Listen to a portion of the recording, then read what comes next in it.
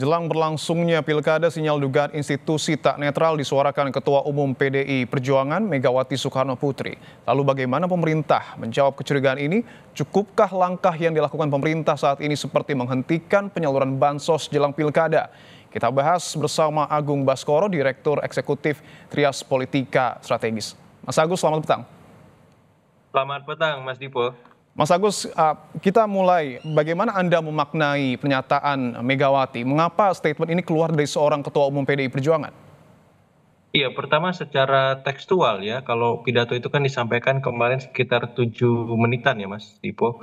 Jadi secara tekstual ini semacam alarm demokrasi kepada semua paslon ya, tentang bahaya soal netralitas aparat, kemudian soal money politics. Jadi ini masukan bagus, harus kita apresiasi supaya semua pihak, utamanya penyelenggara pemilu pilkada, ya harus bisa berbuat optimal, mencegah ataupun memitigasi segala kemungkinan terjadinya soal tadi ya money politics, aparat yang tidak netral ataupun mobilisasi ya beragam macam alat ataupun infrastruktur negara dalam pilkada ketika pencoblosan 27 November nanti.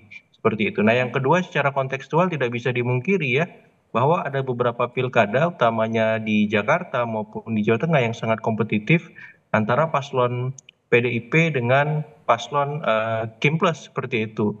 Nah, saya kira ini menjadi arahan penting dari Ibu Mega untuk memastikan bahwa kompetisi yang berlangsung secara elektoral di dua tempat itu ya maupun di tempat-tempat lain dapat berlangsung secara ya jurdil-luber itu Mas, prinsip-prinsip pemilu kita seperti itu, dan harapannya ini memang bisa terejawanta dengan maksimal ketika beliau sudah memberikan warning ya ataupun pidato di kader-kadernya maupun untuk publik karena itu diperluas seperti itu.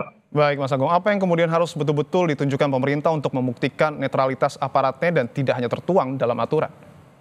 Iya, saya kira yang paling penting sebenarnya dalam konteks ini ya Bawaslu ya, kemudian Polri, TNI memastikan seluruh ya anggota-anggotanya bergerak sesuai tupoksi ya. Jadi dalam konteks Bawaslu ya dia harus turun ke bawah melihat bagaimana pelaksanaan pilkada di seluruh tempat apakah sudah sesuai dengan ya aturan ataupun standar minimal yang harus mereka kerjakan oleh KPU seperti itu. Yang kedua ya soal netralitas nanti mau tak mau seluruh ya pimpinan TNI Polri harus juga sama ya turun ke bawah memastikan bahwa pasukannya ataupun aparaturnya tidak melakukan tindak tanduk yang justru ya melanggar aturan-aturan yang sudah kita sepakati dalam bernegara ini seperti itu. Jadi ini lebih kepada pimpinannya Mas Dipo ya. Kalau pimpinannya memang intensif melakukan pengawasan ya, memastikan tidak ada celah ataupun hal-hal yang tidak perlu untuk mereka lakukan pada saat pilkada nanti, maka